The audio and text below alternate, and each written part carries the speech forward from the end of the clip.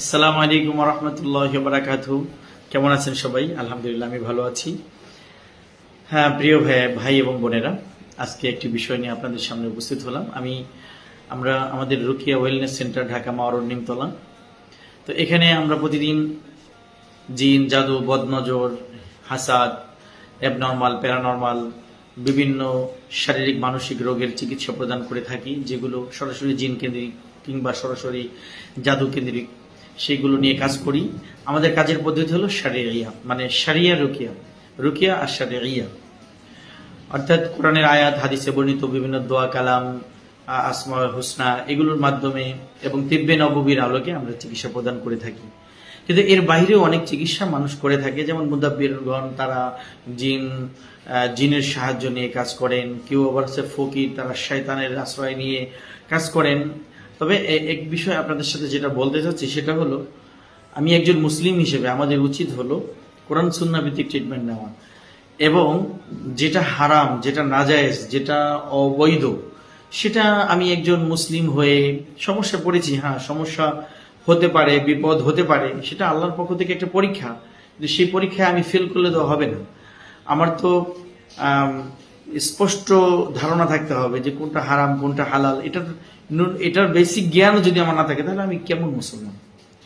তো যাই হোক, যে বিষয়টি নিয়ে আপনাদের সামনে এসেছি সেটা হলো, কয়েকদিন পূর্বে আমাদের এখানে একজন ভদ্রলোক আসলেন। তার ছেলের কিছু সমস্যা, তার ছেলের সমস্যা, বাবা মার কথা শুনে না, একটু এলোমেলো চলে, অন্য মেয়ের দিকে তার আকর্ষণ তৈরি হয়েছে। বাবা মা চাচ্ছে না যে সেখানে বিবাহ করুক বা সেই মেয়ের সাথে সম্পর্ক থাকুক।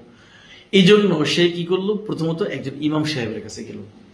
ইমাম সাহেবের কাছে যাওয়ার পরে কতগুলো তাবিজ ধরিয়ে দিল, এবং সে বলল যে ছাগলের চামড়ার ভিতরে কি কি যেন লিখেছে, সেটা কবরস্থানে পুঁতে রাখতে হবে।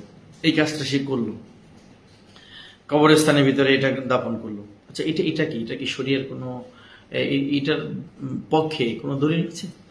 না থাকলে তাহলে আমি এই রকম কাজগুলো, আমি ইমাম হয়ে, আমি একজন আলিম হয়ে, বা এই কাজগুলো আমি কেন দিব? এটা শরীয়ত ইসলামীতে দলিলে আছে কোথাও? থাকলে আমাদেরকে জানাতে পারেন কমেন্টে। জি। আর এরপরে তিনি গেলেন একজন ফকিরের কাছে। যাওয়ার পরে সেই ফকির ওই ছেলে যেন বাবার কথা মতো চলে, এজন্য ফকির বলল কি, যে আপনাকে একটা কাজ করতে হবে, আপনার রক্ত ওকে পান করাতে হবে। নাউজুবিল্লাহ, মানে আমার রক্ত আমার সন্তানকে খাওয়াবো, কত বড় মানে নিকৃষ্টতম একটা কাজ। দ্বিতীয় কথা হলো, আপনার পেশাব এবং আপনার স্ত্রীর পেশাব আপনার সন্তানকে খাওয়াবেন। নাউজুবিল্লাহ, আল্লাহ হেফাজত করুন। এই ধরনের দায়িত্ব তাকে দিয়েছে।